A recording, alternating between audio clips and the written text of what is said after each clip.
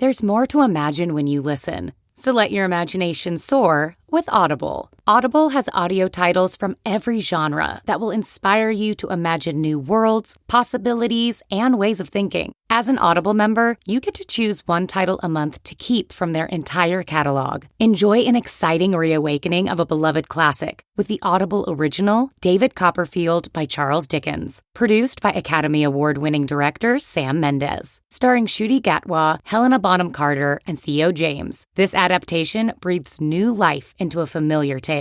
New members can try Audible free for 30 days. Visit audible.com/imagine or text IMAGINE to 500-500. That's audible.com/imagine or text IMAGINE to 500-500. Welcome to Money for the Rest of Us, personal finance show on money, how it works, how to invest it, and how to live without worrying about it. I'm your host, David Stein, and today is episode 113. It's titled Brexit, the Euro, and the Economics of Immigration. Last week, I got an email from Ella, and she writes, I am an Aussie living in London and will be voting in the UK referendum next week. I was wondering if you had written or spoken on Brexit. Would be great to have your insight. I was a firm remain. However, as it gets closer, I am realizing the full weight of the decision. I hadn't really planned on doing an episode on the referendum in the UK, whether they should leave or stay in the European Union, primarily because I try to keep the episodes on the podcast evergreen. So if somebody's listening to this a couple years from now, it's still relevant. And I still believe, even though we talk about what's going this particular referendum, the economics of immigration will be relevant a year or 2 years from now. And she talks about how the decision is weighing on her, the full weight of the decision. Now, there are many different views on the Brexit and the ramifications of the decision, but I thought this was particularly apocalyptic. This is Donald Tusk, who is the president of the European Council. He says, "Why is it so dangerous? No one can foresee what the long-term consequences would be. As a historian, I fear that Brexit could be the beginning of destruction of not only the EU, but also Western political civilization."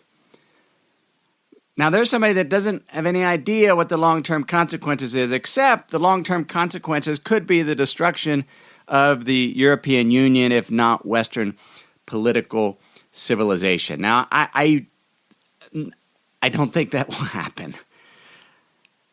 I first was introduced to Europe in June 2004. I took a train from Lausanne, Switzerland, where I'd met with some hedge fund managers. We had a contract to do some research on some fund-of-fund managers, some in London, several in Switzerland. And I had a choice of flying home either out of Paris or Venice, and I chose to fly out of Venice. So I was taking a train, and it's going to spend a very long weekend kind of just on my own walking around Venice, Italy. It was my first time in either country. I don't speak French, German, or Italian, nor did I have much time to prepare for the trip as it was booked on short notice. When I go to a country, I try to learn at least how to say hello and perhaps goodbye, but I could say good morning in French and Italian. While I was there, the European Football Championship, that was known at the time as Euro 2004, took place. I found myself caught up in the excitement of this sports competition, particularly after I was awoken one night in Lausanne. I'd been there just a couple days. The airline, one of the few times I had checked my bags and they lost my baggage, so I didn't have my stuff. Finally got it, but what was fascinating, probably the first night I was there, I was woken up. I went to bed, I was a little jet lagged, and I woke up about 11 to the sounds of cheers, honking cars, and other acts of celebration. The next morning, I learned that the celebration had been over the outcome of a particular football match that was part of the Euro 2004. But what I found amazing is Switzerland wasn't even one of the teams that had played. All that celebration over a match between the national teams of two other countries. I don't remember who was playing. I just remember it was not Switzerland, yet there was excitement in the streets. And I was intrigued by this solidarity across the continent over this sport. I just hadn't, I knew what football or soccer was, and I'd watched it, but I just had never really been caught up into it.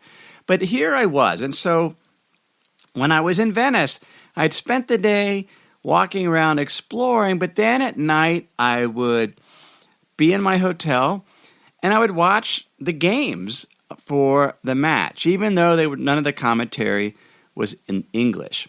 That was one of the impressions I had my first trip to Europe. And what's one of the takeaways from this is it's just really very difficult to get to know another country. We go to the first time, we have anecdotes, we have impressions, we have things that we notice that are different from where we come from. But it's really, truly hard to really get to know a country. So one of the other things that struck me on this trip was just how orderly Switzerland was. And perhaps it was just the area I was in, but it seemed that every accessible open space was organized into a garden. Gardens everywhere. If there wasn't you have the mountains, you have the mountainside and trees, but if there wasn't trees, it seemed like there was plantings. Yet as soon as the train crossed into Italy, I noticed the terrain was more laid back, a little more chaotic. There were more abandoned fields, more weeds growing in the cracks and in the cement. And it sounds so cliche-ish in some regard, but that was my impression. And I wondered, did I really see that? But when I returned again to Italy in 2013 with my family, it's just a more laid-back place. But I also noticed as we went and drove through Europe for 2 months this time, that one, it was just amazing to be able to go from one country to the next, not even pass through customs, because it was all part of the European Union. But I also noticed as we went into Germany, just the large variety and selection of food in that country versus Italy. And even though they were using the same currency, the food in Italy was just way, way more expensive. Now, those are just fleeting impressions, but there are differences between the countries that make up the European Union. Successful market economies need a number of ingredients, including a stable political system, good governance, minimal corruption and bureaucracy, the rule of law where contracts are honored, a ready supply of land, educated workers, and a robust financial system, including access to investment capital. Market economies also need ambitious entrepreneurs and businesses who have the flexibility and capabilities to pursue economic opportunities. Successful economies also need the legal and cultural frameworks to allow for failure, to file for bankruptcy, for example. Where those ingredients are absent, then a nation's economy will underperform its potential. And if the ingredients are diluted or taken away, then an economy can be brought to its knees, as we're currently witnessing in Venezuela. It is absolutely, they're having riots in the street in Venezuela over food, in a country that has a huge oil reserves. And yet, because the ingredients are not being used for a growing economy, the corruption and episode's not on Venezuela, but when those ingredients aren't in place, then everyone suffers. But even when the basic ingredients exist, the economic outcomes can vary between countries due to how the ingredients are used and combined. I believe while countries have many similarities, they also have distinct cultures, even economic cultures. The fundamental flaw with the European Union, particularly the use of common currency in the form of the euro, is the structure ignores the differences in economic cultures. Over time, these differences can be overcome if the countries merge in the same way the individual states came together to form the United States. But they need to become even closer together, and that's just not likely to happen. The European Union is only a partial merger, and a flawed one at that. The reason is without a complete fiscal merger, including a common banking system a common federal government program of taxation and benefits, a common legal system, then European economic policy and culture will be dictated by the strongest economies and nations in Europe, specifically Germany. That leaves less robust economies such as Greece, Portugal, Italy, Bulgaria, and other Eastern European nations without the flexibility to set their own interest rates and to take other actions more supportive of their domestic economic situations. Meanwhile, while workers and refugees migrate to the strongest economies of Europe, placing additional stress on those nations' infrastructure and social welfare system. If anything, this referendum within the UK is a referendum on immigration. A 2030 study by the British Social Attitude Survey found that 3/4 of Britons want that nation's immigration policies reduced, and 56% want them reduced a lot. These countries are feeling the stress of assimilation. I saw this when I was in Stockholm last year. And we were downtown Stockholm, and it's clear there are a lot of immigrants there from Eastern Europe, many of them begging on the streets. And I recall one woman came up to me, I think she had a baby with her, and just asked for a handout. And that's always an awkward situation.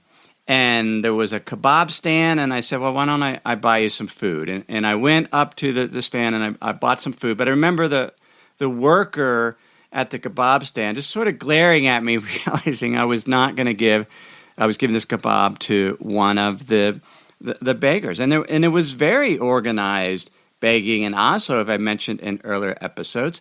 And it's a struggle in terms of assimilating these workers. But most studies show that over time, immigration leads to greater economic output as these immigrants are assimilated into the culture, but it can be very chaotic. Now, on this issue of the UK exiting, I had a call earlier this week with Sasha Bright. He is the founder and CEO of a company called Business Agent. This is a marketplace, essentially an aggregator for crowdsource investing, so peer-to-peer lending, real estate, equity raising, and it's based in the UK. It's an alternative finance marketplace. And we talked a little bit about what was going on in terms of crowdsource or crowdfunding and other alternative finance in the UK, but I took the opportunity to discuss the Brexit. And he's torn. He says it would be better if the UK stayed as part of the European Union. It'd be better for its business because he wants to expand out into Europe in terms of sort of having a European-wide platform. Now, right now, it can't. Right now, it has to be limited to the UK due to regulation, but he would hope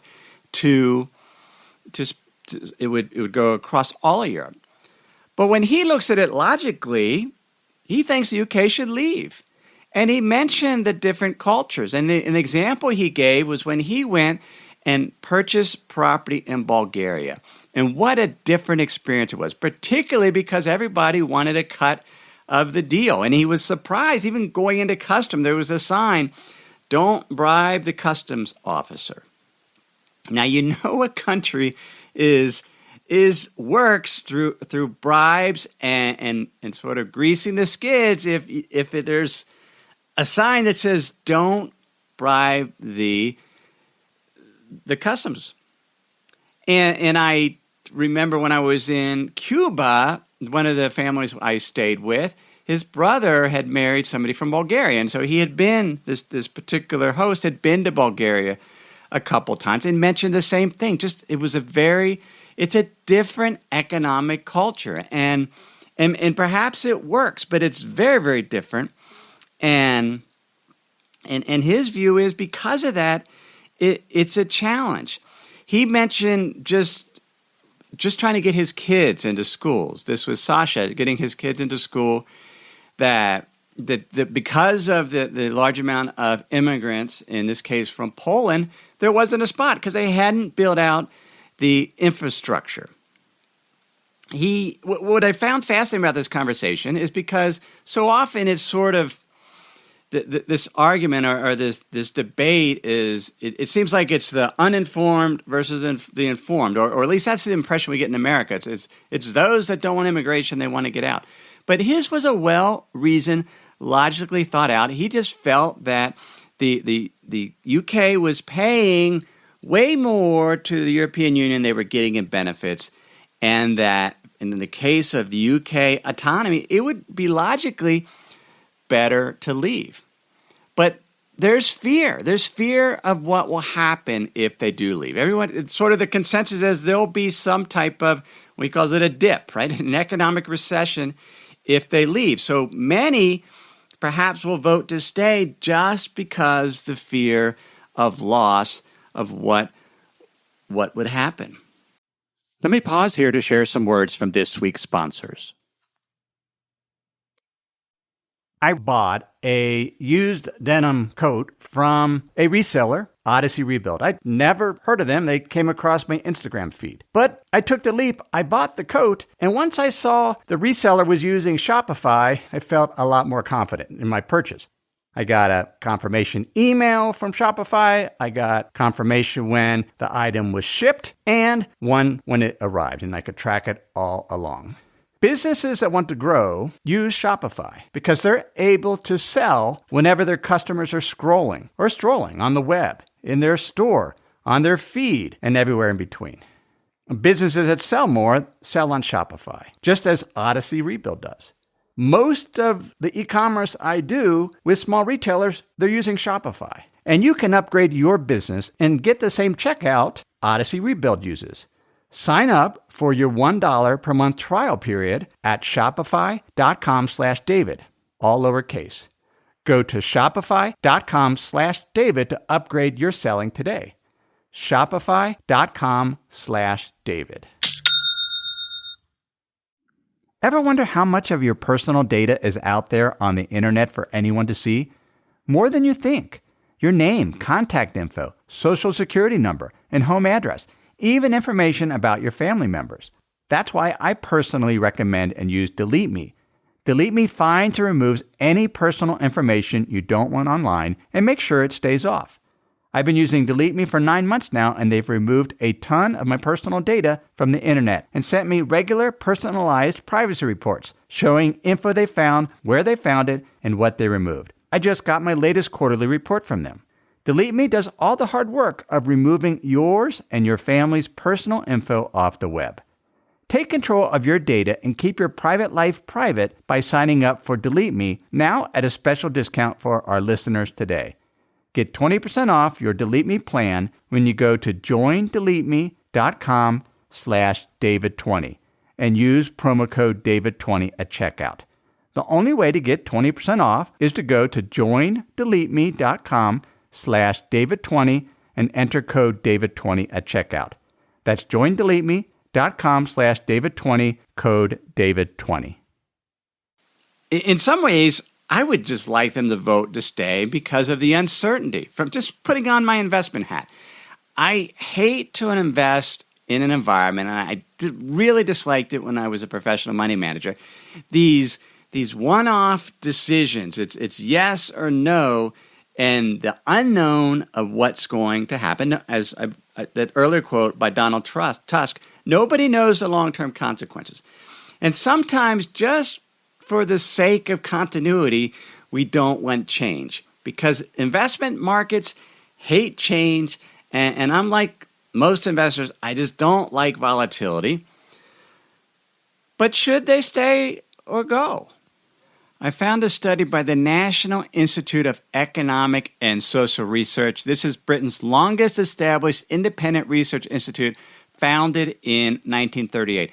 I'll link to the study in the show notes, which you can get at moneyfortherestofus.net. That's also, you can sign up for my Insider's Guide, and I'll email those show notes to you on a weekly basis, free on an email. includes a summary article of that week's episode as well as other valuable content. If you're a U.S.-based listener, you can sign up for that by just texting the word insider to the number 44222. Well, this study said that between 1990 and 2015, the number of international migrants worldwide increased from 153 to 244 million. Immigration is ongoing and increasing. During that same period, so between 1990 and 2015, net migration in the UK increased from under 50,000 to over 300,000 per year. The proportion of immigrants among people of working age has increased from 8% of the population in 1995 to 17% in 2014. And so when you have that many immigrants, the natural conclusion or the question is, does it have an impact on employment and wages of the native workers? And the study said, and quoted a number of other studies, there is a large and growing body of literature on the impact of migration on the UK's economy. The two areas that attract the most attention are the effects on the labor market and public finances. The consensus among the researchers studying the impact of migration on the labor market seems to be that immigrants do not have strong effect on labor market outcomes of native workers. The studies that they looked at showed none on unemployment, and the impact on wages is mainly the new immigrants were impacting the wages of the immigrants, the other new immigrants. There was some impact on low semi-skilled workers of both native and non-native laborers. But generally speaking, in terms of massive impact on wages and unemployment, the immigrants weren't having an impact. Ultimately, they were allowing the economy to grow faster. And the UK was one of the lowest growing economies in the G7 prior to them joining the European Union. Now they're one of the fastest growing. Now, is it because they're part of the European Union, or are there other things? Going back to that same study, it says in the most comprehensive study on the fiscal effect of immigrants, so this was the effect on public finances, the study by Dustman and Frattini computed the net fiscal contribution of the different population groups for each year between 1995 and 2011. They found that the contribution of recent immigrants, those who arrived after 1999, had been consistently positive. Recent immigrants contributed 34% more to the fiscal than they took out. And so, in other words, 30% more went into government taxes, paid into the system, than they took out. And so even on a fiscal standpoint, the immigrants, because that's one of the big issues with all immigration, whether they're taking before they're putting in. Well, these particular studies show that no, that was not the case. One of the other arguments for leaving is the UK pays more into the European Union than they get out. And that's absolutely true. The UK last year paid in £12.9 billion, about £200 for every person. Now, they paid more than that, but they get a rebate. And they received about £6 billion a year. And so this was according to an article in the UK Telegraph. And so it is true that the UK pays more than they get out. So does Germany. So does Italy. So does France. And then most of the other countries are getting more benefits than they put in. And that's just the nature of unions. The strongest economies are always going to pay more. But the argument for leaving is the UK could better spend that money elsewhere. The paper also compared two migration scenarios, one where the UK left the European Union and one where they remained. And they found, and this was usually a macroeconomic model where they sort of agent-based models. They concluded by 2065, in the leave scenario, aggregate gross domestic product and gross domestic product per person are 9% and 1% respectively lower compared to the remain scenario. Reduced migration after leaving the European Union has a negative impact on the public finances because of higher dependency ratio. In other words, more retirees compared to workers because the flow of immigration has stopped. Now, the UK could continue to have a welcoming immigration policy even if they left the European Union. And this is where I'm sort of torn. If I was a UK resident, would I vote to stay or to leave? And I'm just not sure I have an answer to that because I see a flaw within the European Union in terms of the countries are so dissimilar that there will always be the haves and the have-nots in terms of the stronger or the weaker countries. And this is a lot, the analogy I use, it's just a lot like a marriage. When you have two partners they're completely, very dissimilar, very unlike each other, and they're having conflicts, the choice is to separate or to come closer together. And perhaps there's still differences, but they merge more together and they get along better. And I don't see the European Union coming together in terms of fiscally or in terms of other economic areas. And as a consequence, the European Union will always be a flawed partnership because the respective countries that use the euro are essentially using a foreign currency. They have given up their economic independence in terms of their flexibilities to use monetary policy, to adjust interest rates, to use fiscal policy to stimulate when their economies are suffering. They don't have all the tools in the toolkit that somebody like the UK actually has because they're a member of the European Union, but they have maintained their currency sovereignty. And as a result, the UK gets the best of both worlds. They get free access to the market. They're paying more in than the benefits they get, but they have benefited from the immigration over the long term and will continue to benefit from it. So if somebody is voting to leave because of immigration issues, I think that is a poor decision. If you're voting to leave because you believe the European experiment is flawed because the countries will never come together and you think it's unfair for these weaker economies or these small economies not to have financial independence or economic independence in terms of the tools, or that the countries are just culturally just too different in terms of the economy, then that in my mind, that's a more logical reason to vote to leave. I am pro-immigration. I have seen the benefit in the U.S., and it's a huge issue in the U.S. presidential election this year, as you know, in terms of building a wall. I have been on the border. I've lived on the border. I've known individuals when I lived in Mexico that left to go to the United States. Why do they go? They go because they want economic opportunity, because the ingredients are not available in their own country to the degree that they would like. They're not going to get a free ride. They're going for economic opportunity, and if that opportunity is not there, then they don't come.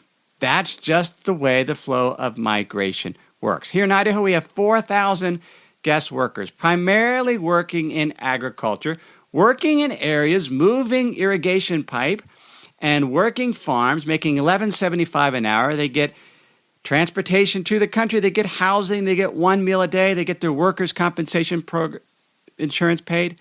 And these are the same jobs that are made available to U.S. residents, and they go unfilled. So we bring in guest workers, and it's a system that works.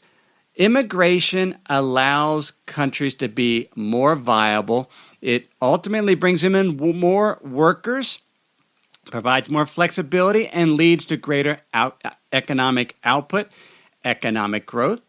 But it is chaotic, and it's messy, and it's scary, and people feel threatened. But at the end of the day, it's just like anything with the economy. It's messy, but it can work and have a benefit. That's episode 113. As I mentioned, you can get show notes at moneyfortherestofus.net. Thank you for supporting the show, for your feedback, for leaving reviews on iTunes. I often get emails from listeners that ask some version of this question: how should I go about managing my investment portfolio? Should I hire someone? Should I use a robo-advisor? Should I do it all on my own? Now, I can't answer their question directly via email because that would be investment advice, and I'm not a registered investment advisor. But here's what I think you should do. I don't think you should hire someone to manage your money on an ongoing basis. I think you have the skill set to be able to do that, to structure a portfolio, to do the asset allocations. And I don't think you should hire someone because the fees are just too high. To pay an advisor 1%, 1.5% to manage your money when investment returns are so low just doesn't make economic sense. Yet, that's not to say financial advisors can't be helpful. If you hire an advisor to go do a comprehensive financial plan, I think you should do it on a project basis, get their best thinking, and go from there. I also don't think you should manage your money completely on your own. Going solo can be overwhelming and lead to emotion-driven decisions. You need a mentor, a guide, or coach, someone who can help you separate what is important in investing from all the noise, hype, and opinion. You need tools to help you structure your portfolio and invest more confidently. A framework for analyzing market conditions so you're not a blind risk taker. A place where you can get answers to your questions. That's what the Money for the Rest of Us Hub is. It's a place to help you exceed in this second career we all have as asset managers, managing assets in preparation for our retirement. My role is as a sweet spot between going it alone and hiring an investment advisor to manage your money. I see myself as a curator. I sift through the reams of economic and market data and development and the investment of products and opinions and share with you what is most important, what works, and what matters. And you can get more information for that at moneyfortherestofushub.com. Everything I've shared with you in this episode has been for general education only. I have not considered your specific situation. I've not provided investment advice. Simply general education on money, investments, and the economy. Have a great week.